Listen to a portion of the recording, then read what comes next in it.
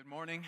My name is Brian. I'm the lead pastor here at Fam Church. We're excited that you're with us today. And at Fam Church, our heart, our passion, as I've already said, is to reach the city of Mulberry. We're here to help lead people of all backgrounds to become fully devoted followers of Jesus. That's what we're here for. And if you're here this morning for the first time, we're glad that you've joined us. And if you're here in church for the first time or the first time in a long time, we really hope that everything that you've seen and felt today has helped you to encounter who Jesus is. And if you're here this morning because you were watching Ancient Aliens this weekend, and your thought was, I want to escape to the Orion's Belt, and you were driving through town and you saw this thing and it looked like a UFO, and so you thought you'd come in and see if it would get you there. Our flight leaves in 2 hours, just so you're ready for that.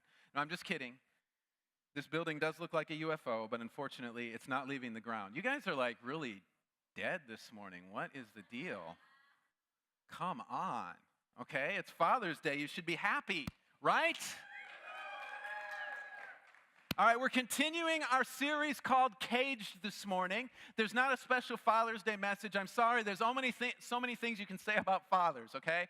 And so it's really hard to do a Father's Day message every single Father's Day. So if you want a Father's Day message, go and watch last year's message because I did a Father's Day message, all right? Today we're continuing our series on Cage, and it's part 3. And so if you've missed any of the other parts, man, you can get our Fam Church app, and they're on there. You can go to iTunes and Stitcher Radio, subscribe to our podcast, get it on there. You can go to myfamchurch.com, click on the media tab, and all of the messages are there. And this title of the series comes from the fact that many of us feel trapped in life. You know, we look at others, and we look at their life, and we look at the place that they are in, and we say, man, their life is so much better than mine. Why is my life so terrible? Why is my life so miserable? Why do I feel like it's falling apart? Why do I feel like I'm caged up and locked down? And so to start off this morning's message and to set up what we're going to look at, I want to talk about uncertainty. I want to talk about a lack of trust. I want to talk about being skeptical of things. So how many people in the house do we have today that would say they are skeptical of things? Do we have any skeptical people? All right, we've got a few skeptical people in the house today. The real skeptical people didn't raise their hands. Why do I say that? Because the thought in your head was, why is he asking me to raise my hand? He's going to try and trick me with something, isn't he? He's going to try and get me with something. And so you sat there and you said, you know what? I'm not doing nothing. I'm going to sit on my hands and not do anything. But the reason we're skeptical is because we just don't trust. We don't trust because we've been tricked or we've been lied to on some occasion. And maybe it was a product that we saw on TV that lied to us. Has anybody ever been there? See, I remember when I was young, when I was growing up in the 1980s, there was this thing that was advertised on TV. It was called the Safari cards. Anybody from the 1980s remember the commercial for Safari cards? No? There's just nobody from the 1980s in here? Is that the problem? Anyways, there were these cards that they would sell during children's programming because back in the day, you didn't have Nickelodeon. You had Saturday mornings. That's all you got for cartoons. And they would advertise this product on the Saturday mornings. And when I saw this product, I knew that it was something that I needed to have. And the commercial said, send us $1 and you will get your first order of Safari cards. And I said, man, I need this. I went to my room. I had $1. I got my $1. I brought it down to my mom and I said, Mom, I've got to have these Safari cards. I've got $1 here. Can I order it? Now, a $1 back in that day was a lot of money, okay? Back then, you could buy a lot of stuff for $1. Today, you can't get anything for $1. But back then, it was a lot of money. Kids could go to the store. You could come out with a whole handful of candy from the candy store. Now, you can't even get a candy bar for $1. And so I had this $1. My mom, can I get this thing? She's like, yeah, go ahead, get it. So I took it, and I took an envelope, and I stuffed my $1 in there, and I wrote the address on it, and I put a stamp on it, and I put it in the mail. And for the next 3 weeks, I waited by the mailbox for my first order of Safari cards to come. And I waited, and I waited, and I waited, and I waited, and I never got my Safari cards.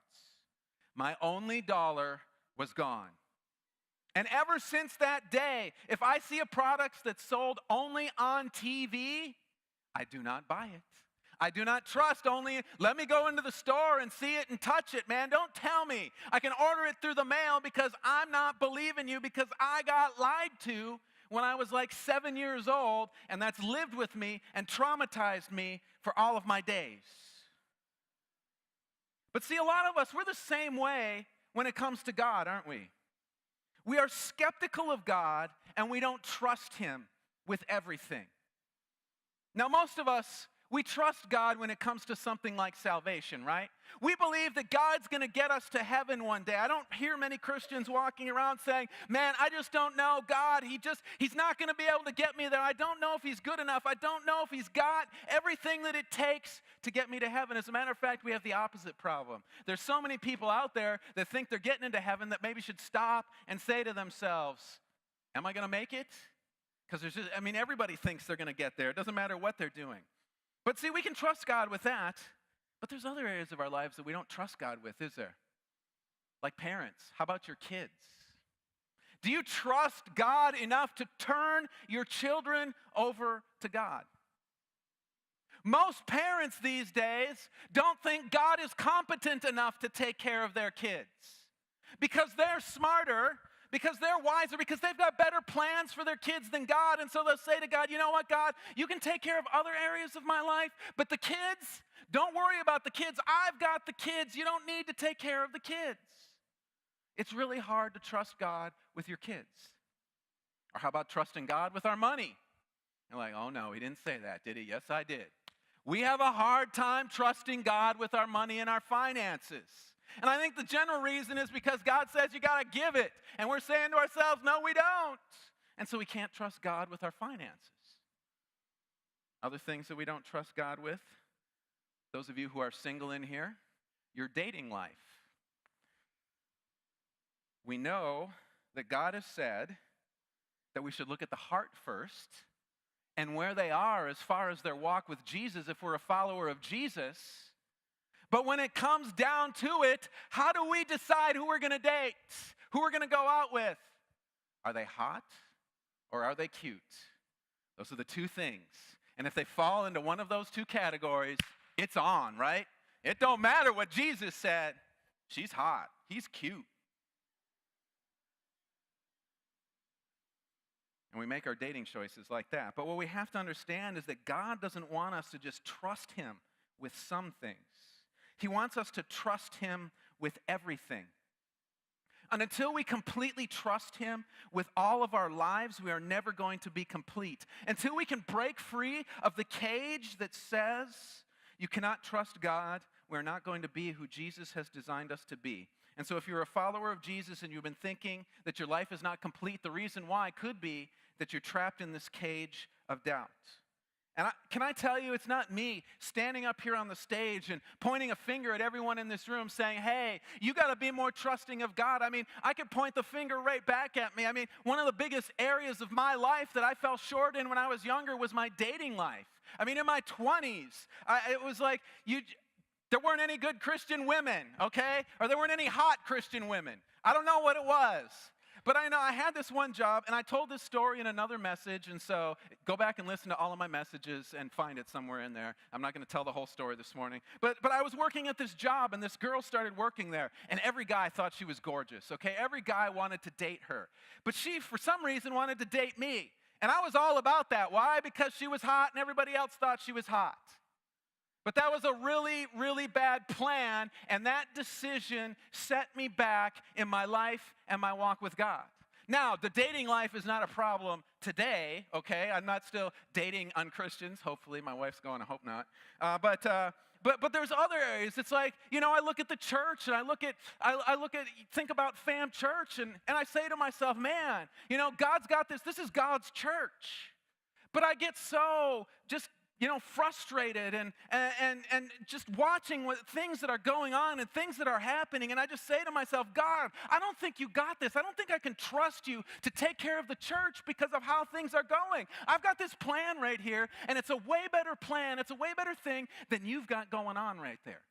And so I struggle in this area as well of trusting God in all areas of my life. And there are two reasons that I think we struggle with trusting God in all areas of our life. And to look at these reasons, we're going to be in the book of Luke this morning. Luke is the third book of the New Testament. You got Matthew, Mark, and then Luke, and we're going to be in chapter 24. And so if you know where Luke is at, you're welcome to turn there. If you can't find it, we're going to have it on the screen behind me for you to follow along. But before we read our text today, I want to just give you a little bit of background information of what's going on that we got to this point. And what's going on is Jesus, he's traveling through all of Israel, and he arrives in Jerusalem. And he arrives in Jerusalem as like a rock star. Okay, he comes into the city, and people are cheering. People are screaming. People are shouting. They're ripping palm branches off of trees. They're taking blankets. They're throwing them down on the ground so that he can walk on a nice blanket so his donkey's feet don't have to touch the dirt. They're waving palm branches at him, and they're celebrating, and they're excited, and they're just ready for Jesus to do something here. Well, 4 days later, Jesus is arrested. He's tried, and he's executed. These same people that were standing there cheering his entrance into the city are now suddenly screaming, "Crucify him, crucify him, crucify him." And so Jesus dies on a Friday, and he's put in a grave. Well, Sunday comes. Saturday, if you are familiar with Jewish law, they're not supposed to do any work, and it was the Passover, and so nobody went to the tomb on Saturday. And so early Sunday morning, when the sun came up, the disciples and a bunch of other people are sitting in a house in Jerusalem. And somebody says, "Hey, we got to go check on that tomb." And they say, "Who wants to go?" "I don't want to go. I don't want to go. Nobody wants to go to the tomb." Finally, they go to the ladies and say, "Ladies, will you go check on the tomb for us?" And so the ladies get up, go down, and check on Jesus in the tomb. The guys, they were afraid to go check on Jesus. Okay, they were afraid to go down there, but the ladies, they said, "You know what, guys, we got you." And they got up, and they went down to the tomb to find out what was going on. They get to the tomb, and there are two guys in gleaming white sitting on the tomb. They tell the women that Jesus is not here, that he has risen. And so they hurry back to tell those waiting on them the news. There was a house full of people waiting to hear what they had to say. I know this because the text tells us that the 11 and all others were waiting. The all others were everyone else besides the 11 that kind of hung around until the end. And the women, they walk in excited because of what they just saw and heard, but the men hear the story and they don't believe them. And with that intro, we're going to start by reading verses 13 through 24 in chapter 24 of Luke, and this is what it says. Now that same day, two of them were going to a village called Emmaus, about 7 miles from Jerusalem. They were talking with each other about everything that had happened, and as they talked and discussed these things with each other, Jesus himself came up and walked along with them, but they were kept from recognizing him. He asked them, "What are you discussing together as you walk along?" They stood still, their faces downcast. One of them, named Cleopas, asked him, "Are you the only one visiting Jerusalem who does not know the things that have happened here in these days?" "What things?" he asked. "About Jesus of Nazareth," they replied. "He was a prophet, powerful in word and deed before God and all the people. The chief priests and our rulers handed him over to be sentenced to death, and they crucified him. But we had hoped that he was the one who was going to redeem Israel. And what is more, it's the third day since all this took place. In addition, some of our women amazed us. They went to the tomb early in the morning, but did not find his body. They came and told us that they had seen vision of angels who said he was alive. Then some of our companions went to the tomb and found it just as the women had said, but they did not see Jesus." So it tells us that the same day, the day that the women and John and Peter went to the tomb and found it empty, these two guys leave the gathering at the house and head for Emmaus. The reason that they leave is because they are super skeptical about what is going on here. Okay, they hear the news that Jesus is risen, and they say, "You know what? I don't think this is possible." And so the thought in their head is, I'm sure it's like, these people are going to be arrested and executed, and so we don't want to hang around here anymore, because at any moment the Romans are going to come and they're going to knock on the door and they're going to break it down and they're going to arrest all the disciples, because why else would Jesus' body be missing than the disciples came along and stole it? I mean, they just had so many doubts in their heart. And nobody in the house really believed that Jesus had risen. And so these guys are just like, we are out of here. And so they take off and they head to the city of Emmaus. And here's a map to Emmaus, okay? That's where Jerusalem is at. That's where Emmaus is at. Now, the text says it was 7 miles from Jerusalem to Emmaus. Now, I hope you can tell by looking at that map that it's not 7 miles from Jerusalem to Emmaus. If you were to go to Israel today and you were to get on the road and you were to drive from Jerusalem to Emmaus, it's 17 miles. And the deal is that the text, there's a discrepancy in the text. What they found was a lot of the really old versions of Luke actually say 17 miles, but at some point there must have been a transcribing error where they took the 1 out of there and it just became 7. And so the majority of the documents say 7, and so that's why it's translated 7. But the guess is because it's 17 miles today that it was 17 miles back then. They don't think that the city moved at some point in time. And so these guys are going to make this 17-mile walk, and a 17-mile walk will take you about 4 hours to complete. But we need to understand what they are doing here. See, what these guys are doing in heading to Emmaus was they were walking away from Jesus and everything that had to do with their life when they followed him. They felt like they just couldn't believe anymore, and it was time to go. And what's interesting is what they were discussing while they were walking along the road.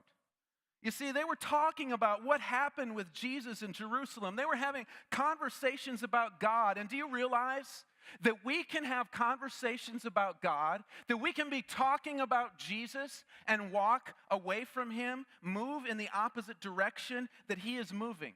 Because see, we make this assumption that because we're talking about God, because we've got Jesus on our lips, that we're going in the same direction as he is. But this is not true.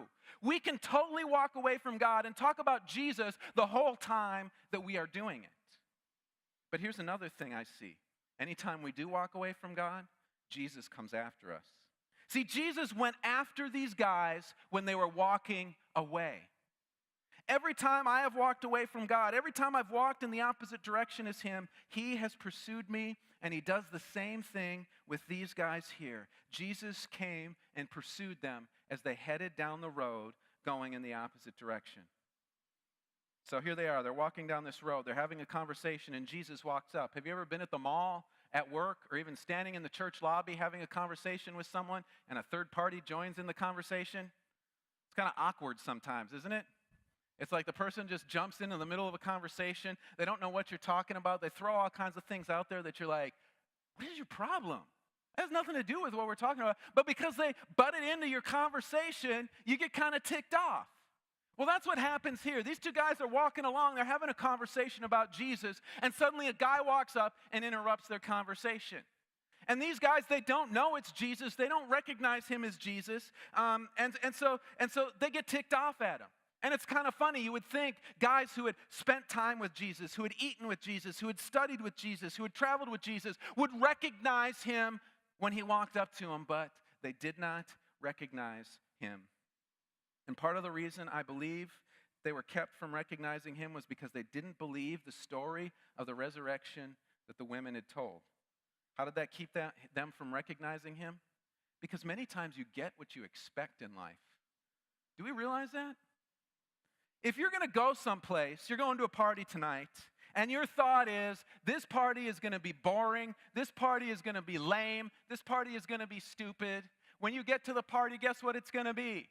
It's going to be boring, it's going to be lame, it's going to be stupid, okay? If you come to church expecting it to be a waste of your time, guess what?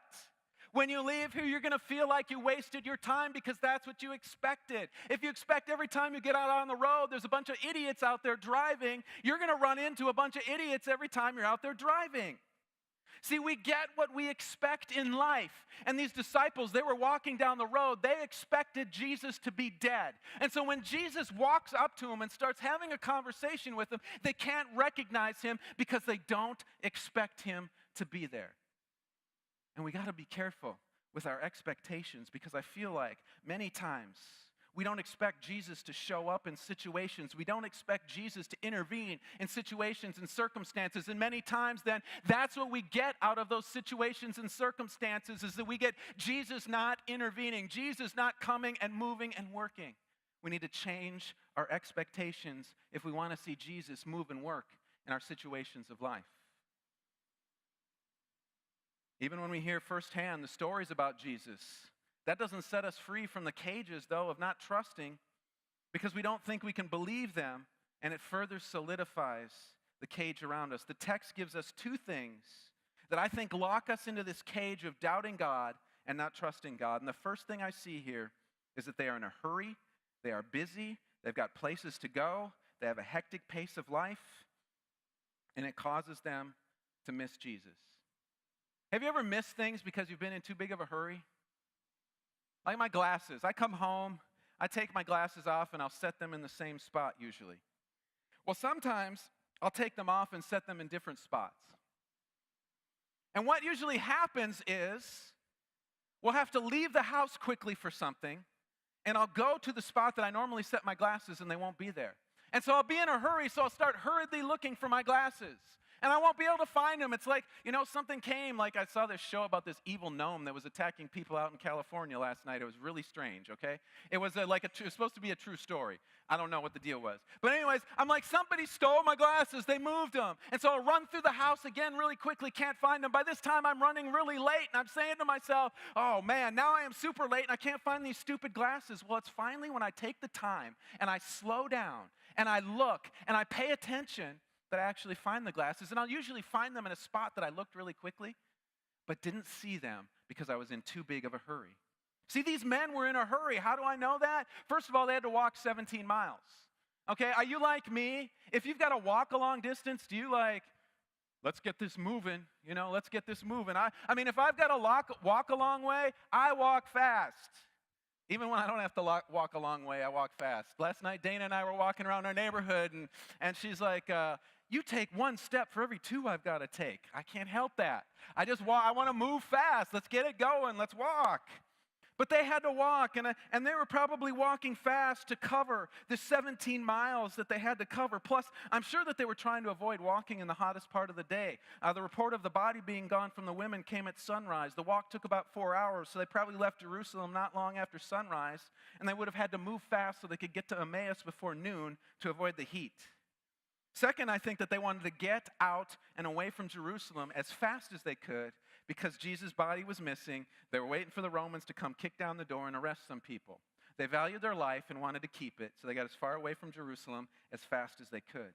They were moving so fast, they were so focused and preoccupied with their life, they probably didn't even take time to consider who it was that walked up on them and started a conversation. And this is the deal. I know that if I were to come up to you, many of you in this room, and I would ask you, what's your life like? You would describe your life with one word: busy. Man, my life is so busy. Man, it's so busy. I just don't have time for much anything else to go on in my life. I'm just so busy.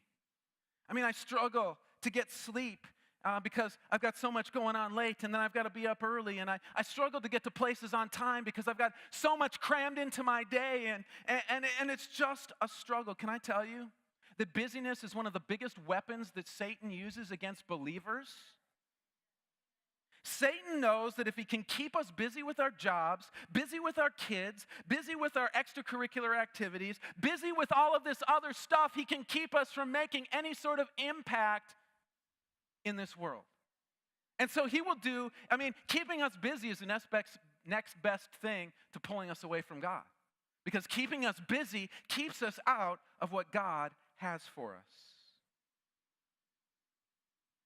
And when we can't recognize Jesus in our life, when doubt creeps in, when trust creeps in, many times I think it's because we're so busy that we just don't have the time to see or recognize Jesus in our life. And being busy, being in a hurry, leads to another issue that I'm concerned about. Since I've been here, I've heard many people tell me, "Oh, Pastor, the reason I'm not in church very often is just because my life is so busy. Sundays, it's just so busy, I don't have time." What we got to understand is if we're too busy to meet with Jesus for an hour and a half on a Sunday morning, our lives are too busy, period. The most interesting part of that, though, is that when we think about that, a lot of us don't say we're too busy to go to the beach. A lot of us don't say we're too busy to go fishing, to go four-wheeling, to do whatever it is to have our kids on 5 sports teams. We're never too busy for that, but we're always too busy for the things that Jesus is calling us to. And then we wonder why we can't see Jesus in our life. And we wonder why we seem to be trapped in a cage, not being able to trust him. It's because we're so busy that we cannot or will not take time to slow down and find him. But wait, maybe I just don't come to church, but, I got my time during the day. I read my Bible and I pray, and, I get in some time during the day to meet with Jesus. Your 15, 30, 45 minutes a day that you spend with Jesus is not enough time to build a relationship. And this is if you believe that that's a good way to build a relationship, this is my challenge to you. Spend that much time with your husband, spend that much time with your wife, spend that much time with your kids a day, and tell me how that works out for you. Because none of us will say, I'm only going to spend 20 minutes with my kids today, and that's it. But yet we've got the same thing. Guess what? And I know people are getting ticked off at me saying this, but I don't care. It's the truth of God's word. We worship our kids sometimes more than Jesus. We worship our spouse sometimes more than Jesus. We need to stop being too busy for Jesus. And when we do, we will see those issues of trust start to fall apart because we have time to stop. We have time to recognize when he's standing there next to us and speaking into our lives and spend time with him. And so the first reason that people end up locked up in a cage of doubt and lack of trust is because they're too busy and in a rush to see, recognize, and spend time with Jesus. The second reason I see here comes from the phrase in verse 21 that says, "But we had hoped." We've all been in a place where we've had our hopes set on something and they've let us down, haven't we? Been in that place? Like maybe somebody recommended a restaurant to you, and when you ate at that restaurant, it was terrible, and you felt let down. Like we're on a missions trip one time in Mexico, and the missionaries, they were like, okay, today we're going to head out and we're going to do beach ministry. And I know some of you are thinking, beach ministry? Sign me up for that. I can't wait for that. Let me tell you though, I know you're thinking Cancun and Cozumel and beach ministry. That's not the kind of beach ministry we were doing. This beach was the farthest thing you could get from Cancun, Cozumel, or any place that Americans would set their foot, okay? It was one of the dirtiest, sketchiest, nastiest beaches I've ever been at in my life. I mean, they let horses freely roam the beach. And you know what horses do a lot? Well, there was horse poo all over the beach, and so you always had to watch where you were stepping because it was just everywhere. They didn't clean up. The horse went, they left it. Bam, that was it. And so they said, but listen, after this day of beach ministry, we're going to take you to this all-you-can-eat Mexican buffet. It's authentic Mexican food. It's going to be the best buffet you've ever eaten at in your life. And so this is how we're going to make up for it. And so we're like, yes. And I'm thinking, yes, because I love authentic food. Anytime I go to a country on a missions trip, I hate it when they give us peanut butter and jelly and take us to McDonald's and order pizza from Papa John's. I don't want that. I want what you eat in the country there. And so I was all excited about this, and so they get us there, they get us to this buffet, we get in there, and it was the worst buffet I've ever had in my life, okay? Half the steam table didn't even have stuff in it, and the stuff that was in there was bland and flavorless. It was like something you could get from Taco Bell.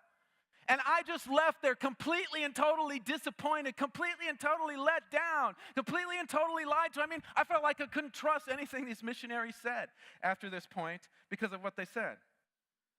And so here are these two men on the road to Emmaus.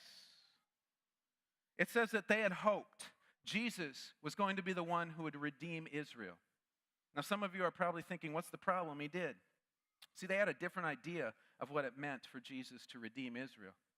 At that time that Jesus was alive, Israel was occupied by Rome. And we don't really understand here in America what it's like to be occupied by somebody else, do we?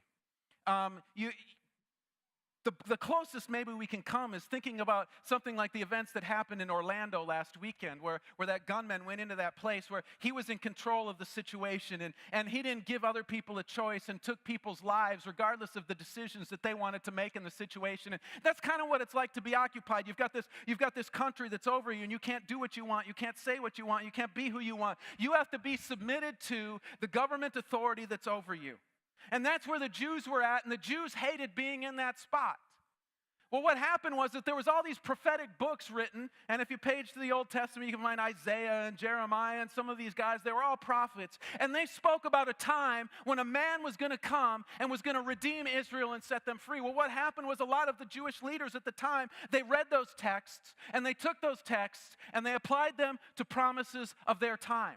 They said, oh, here's what's going to happen. This guy is going to come. He's going to be a military leader. He's going to rise up. He's going to create an army. He's going to fight the Romans. He's going to defeat the Romans. He's going to give us back our country and our homeland. And he's going to be this political leader that's going to take care of the Romans.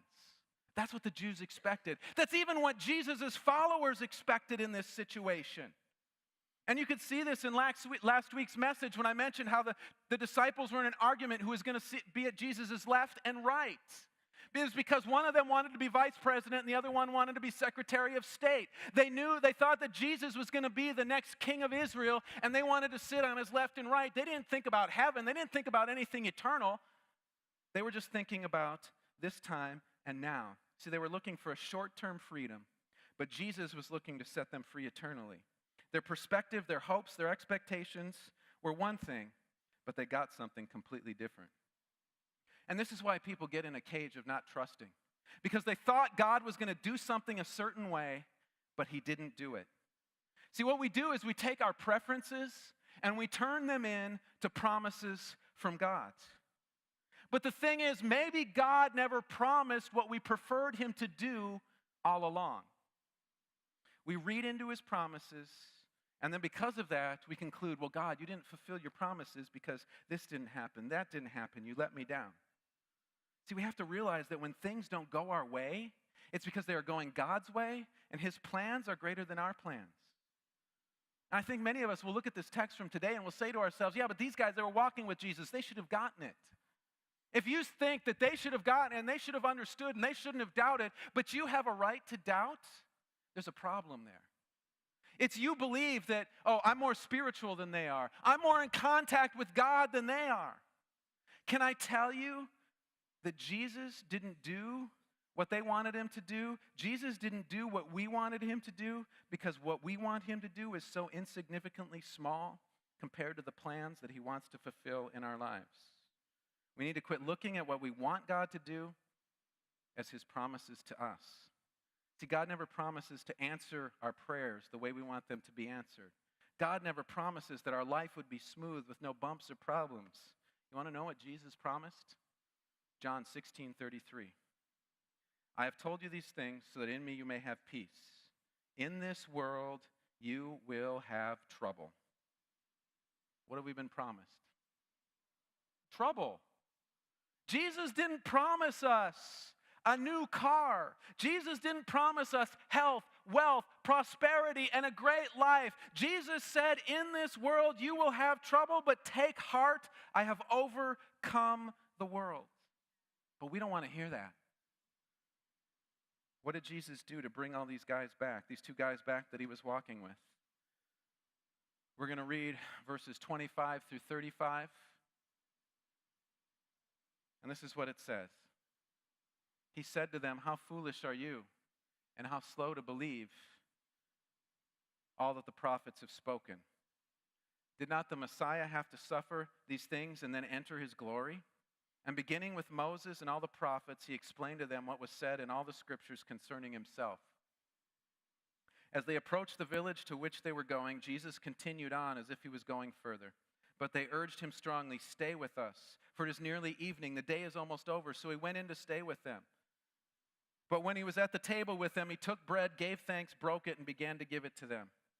Then their eyes were open, and they recognized him, and he disappeared from their sight.